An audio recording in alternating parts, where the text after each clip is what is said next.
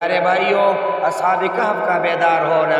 تفسیر قرطبی میں اس کا مختصر قصہ اس طرح لکھا ہے: جس بادشاہ کے عہد میں اصحاب کہف شہر سے نکلے تھے اس کا نام دقیانوس تھا اور ظالم اور مشرک تھا، وہ مر چکا تھا اور اس پر صدیاں گزر گئی تھی۔ اور جس زمانے میں اصحاب کہف بیدار ہوئی تھی شہر پر اہل حق کا قبضہ تھا اور ان کا بادشاہ ایک نیک صالح آدمی تھا جس کا نام بیدوسیس تھا۔ تفسیر مظہری نے یہ لکھا ہے۔ پیارے بھائیوں، قیامت کے بارے میں اور مردوں کو زندہ ہونے کے بارے میں شدید اختلاف چل رہا تھا۔ ایک فرقہ اس بات کا قطعاً منکر تھا کہ جسم کے گلنے سڑنے اور ریزہ ریزہ ہو جانے کے بعد پھر دوبارہ زندہ ہو جائے گا۔ بادشاہ ان گمراہ لوگوں کے بارے میں بہت فکر مند تھا کہ کس طرح ان کی شکوک و شبہات دور کی جائے۔ جب کوئی تدبیر کارگر نہ ہوئی تو اس نے ٹاٹ کے کپڑے پہن کر اور راکھ کے ڈیر پر بیٹھ کر اللہ تعالیٰ سے عاجزی کے ساتھ التجا کی کہ خدایا آپ ہی کوئی ایسی صورت پیدا فرما دے کہ ان لوگوں کا عقیدہ درست ہو جائے اور یہ راہ راست پر آ جائے۔ اللہ تعالیٰ نے بادشاہ کی دعا کو شرف قبولیت بخشا اور اس کی صورت دی ہوئی کہ اصحاب کہف بیدار ہوئی۔ بیدار ہونے کے بعد ان میں یہ بحث چڑھ گئی کہ ہم کتنی مدت سوئے ہیں۔ کوئی کہتا تھا کہ 1 دن سوئی ہوں گے، دوسرا کہنا کہ 1 دن سے بھی کم سوئی ہوں گے۔ بحث نے جب طول پکڑا تو ان میں سے ایک شخص نے کہا اس فضول بحث کو چھوڑو اور کام کی بات کرو، بھوک لگ رہی ہے لہذا کچھ کھانے پینے کی بات کرو۔ چنانچہ انہوں نے اپنے ایک شخص کو جس کا نام تملیخہ بتایا جاتا ہے بازار میں کھانا لانے کے لیے بھیج دیا اور یہ تاکید کر دی کہ ہوشیاری اور بیدار مغزی سے کام لے اور کسی کو ہمارے خبر نہ ہونے دے اور اس بات کا بھی خیال رکھے کہ کھانا حلال اور پاکیزہ ہو، اس لیے کہ اہل شہر کی اکثریت بت پرستوں کی ہے، ایسا نہ ہو کہ غیر شرعی طور پر ذبح کیا ہو۔ پیارے بھائیوں، چنانچہ تملیغہ نے ایک دکان سے کھانا خرید کر 300 سال پہلے کا سکہ نکال کر دکاندار کو دیا تو دکاندار حیران رہ گیا کہ یہ سکہ تمہارے پاس کہاں سے آیا۔ بازار کے دیگر دکانداروں کو بھی دکھلایا، سب نے یہ کہا کہ اس شخص کو کہیں سے پرانا خزانہ ہاتھ لگ گیا ہے۔ اس شخص نے انکار کیا کہ مجھے کوئی خزانہ نہیں ملا بلکہ یہ روپیہ میرا ہے۔ بات بڑھ گئی، بازار والوں نے اس کو بادشاہ کے سامنے پیش کر دیا۔ یہ بادشاہ جیسا کہ پہلے بیان ہوا کہ نیک صالح اور اللہ والا تھا اور اس نے سلطنت کے خزانہ میں وہ تختی بھی دیکھی تھی جس میں اصحاب کہف کے نام اور ان کے فرار ہونے کا واقعہ لکھا ہوا تھا۔ بادشاہ نے اس تختی کی روشنی میں حالات کی تحقیق کی تو اس کو اطمینان ہو گیا کہ یہ انہی لوگوں میں سے ہے۔ بادشاہ نے کہا میں تو اللہ تعالیٰ سے دعا کرتا تھا کہ مجھے ان لوگوں سے ملا دے جو دقیانوس کی زمانے میں اپنی ایمان بچا کر بھاگے تھے۔ بادشاہ اس سے بہت خوش ہوا اور کہا شاید اللہ تعالیٰ نے میری دعا قبول فرما لی ہے، اور اس شخص سے کہا کہ ہم کو اس غار پر لے چلو جہاں سے تم آئے ہو۔ بادشاہ ایک بڑے مجمع کے ساتھ غار پر پہنچا اور جب غار قریب آیا تو تملیخہ نے کہا کہ آپ ذرا ٹھہرے، میں جا کر اپنے ساتھیوں کو حقیقت حال سے باخبر کر دوں تاکہ وہ گھبرا نہ جائے۔ اس کے بعد روایت میں اختلاف ہے۔ ایک روایت میں یہ ہے کہ تملیخہ نے غار میں جا کر ساتھیوں کو تمام حالات سنائے کہ اب بادشاہ مسلمان ہے اور قوم بھی مسلمان ہے، وہ سب ملاقات کے لیے آئے ہیں۔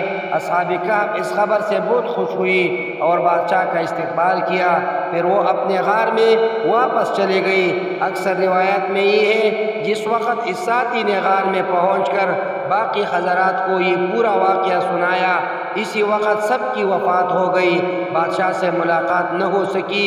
ایک روایت میں یہ بھی ہے کہ ملاقات کے بعد اصحاب کہف نے بادشاہ اور اہل شہر سے کہا اب ہم آپ سے رخصت چاہتے ہیں، اور غار کے اندر چلے گئے۔ اسی وقت اللہ نے ان کو وفات دے دی، واللہ اعلم بالصواب۔ پیارے بھائیوں، بہرحال جب اہل شہر کے سامنے قدرت الہی کا یہ عجیب واقعہ ظاہر ہو گیا تو سب کو یقین ہو گیا جس ذات کی قدرت میں یہ داخل ہے کہ 300 سال تک انسانوں کو بغیر غذا اور دیگر سامان زندگی کی زندہ رکھ سکتا ہے اور طویل عرصہ تک سلانے کے بعد پھر صحیح سالم قوی اور تندرست اٹھا سکتا ہے، تو اس کے لیے کیا مشکل ہے کہ مرنے کے بعد بھی ان کو مع اجسام کے زندہ کر دے۔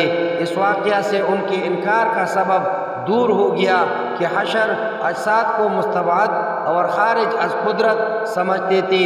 اب معلوم ہوا کہ مالک الملکوت کی قدرت کو انسانی قدرت پر قیاس کرنا خود جہالت ہے۔ اسی کی طرف اس آیت میں اشارہ فرمایا، لِيَعْلَمُوا أَنَّ وَعْدَ اللَّهِ حَقٌّ وَأَنَّ السَّاعَةَ لَا رَيْبَ فِيهِ۔ اس واقعہ کے بعد شہر والے اصحاب کہف کی بزرگی اور تقدس کے قائل ہو گئے تھے۔ پیارے بھائیوں، غار میں سونے کی مدت سورہ کہف کی 25 نمبر آیت میں جو غار میں سونے کی مدت 309 سال بتلائی ہے، ظاہر نص قرآن سے یہی ہے کہ یہ بیان مدت حق تعالیٰ کی طرف سے ہے۔ ابن کثیر نے اسی کو جمہور مفسرین سلف خلف کا قول قرار دیا ہے۔ ابو حیان اور قرطبی وغیرہ نے بھی اسی کو اختیار کیا ہے، مگر حضرت قتادہ وغیرہ سے اس میں ایک دوسرا قول یہ بھی نقل کیا ہے کہ یہ 309 سال کا قول بھی انہی اختلاف کرنے والوں میں سے بعض کا قول ہے، اور اللہ تعالیٰ کا قول صرف وہ ہے جو بعد میں فرمایا، یعنی اللہ اعلم بما لبثوا، کہ ان کی پہلا قول 309 کے متعین کرنے کا اگر اللہ کا کلام ہوتا تو اس کے بعد اللہ اعلم بما لبثوا کہنے کا موقع نہ تھا، مگر جمہور مفسرین نے فرمایا کہ یہ دونوں جملے حق تعالیٰ کا کلام ہے۔ پہلے میں حقیقت واقعہ کا بیان ہے اور دوسرے میں اس سے اختلاف کرنے والوں کو تنبیہ ہے کہ جب اللہ تعالیٰ کی طرف سے مدت کا بیان آ گیا تو اب اس کو تسلیم کرنا لازم ہے، وہی جاننے والا ہے۔ محض تخمینیوں اور رائیوں سے اس کی مخالفت بے عقلی ہے۔ یہاں ایک سوال یہ پیدا ہوتا ہے کہ قرآن کریم نے بیان مدت میں پہلے 300 سال بیان کیے، اس کے بعد فرمایا کہ ان 300 پر 9 اور زیادہ ہو گئے، پہلے ہی 309 نہیں فرمایا۔ اس کا سبب حضرات مفسرین نے یہ لکھا ہے کہ یہود و نصارہ میں جو ان کے شمسی سال کا رواج تھا اس کے حساب سے 300 سال یہ ہونے ہیں، اور اسلام میں رواج قمری سال کا ہے، اور قمری حساب میں ہر 100 سال پر 3 سال بڑھ جاتے ہیں، اس لیے 300 سال شمسی پر قمری حساب سے 9 سال مزید ہو گئے۔ ان دونوں سالوں کا امتیاز بتانے کے لیے عنوان تعبیر یہ اختیار کیا گیا۔ پیارے بھائیوں، اصحاب کہف کی تعداد کتنی ہے؟ اصحاب کہف کی تعداد میں اختلاف کرنے والوں میں 2 احتمال ہیں۔ اول یہ کہ یہ وہی لوگ ہوں جن کا اختلاف اصحاب کہف کے زمانے میں ان کے نام و نسب کے بارے میں ہوا تھا، جس کا ذکر اس سے پہلے آیت میں آیا، کما فی البحر۔ اور دوسرا احتمال یہ ہے کہ سیقولون کی ضمیر نصارہ نجران کی طرف راجع ہو، جنہوں نے رسول اللہ صلی اللہ علیہ وسلم سے اصحاب کہف کی تعداد کے بارے میں مناظرہ کیا تھا۔ ان کے 3 فرقے تھے۔ ایک فرقہ ملکانیہ کے نام سے موسوم تھا، اس نے تعداد کے متعلق پہلا قول کیا، یعنی 3 کا عدد بتایا، اور دوسرا فرقہ یعقوبیہ تھا، اس نے دوسرا قول یعنی 5 ہونا بتایا۔ تیسرا فرقہ نستوریہ تھا، اس نے تیسرا قول یعنی 7 ہونا اختیار کیا۔ بعض حضرات جن میں مفسر علام بھی شامل ہے اس بات کے قائل ہیں کہ تیسرا قول مسلمانوں کا تھا، اور پہلے دونوں نصارہ نجران کے رسول اللہ صلی اللہ علیہ وسلم کی حدیث اور قرآن کریم اشارہ سے تیسرا قول کا صحیح ہونا معلوم ہوتا ہے۔ حضرت عبداللہ ابن عباس رضی اللہ نے فرمایا کہ میں ان کم لوگوں میں سے ہوں کہ جن کو اصحاب کہف کی صحیح تعداد معلوم ہے۔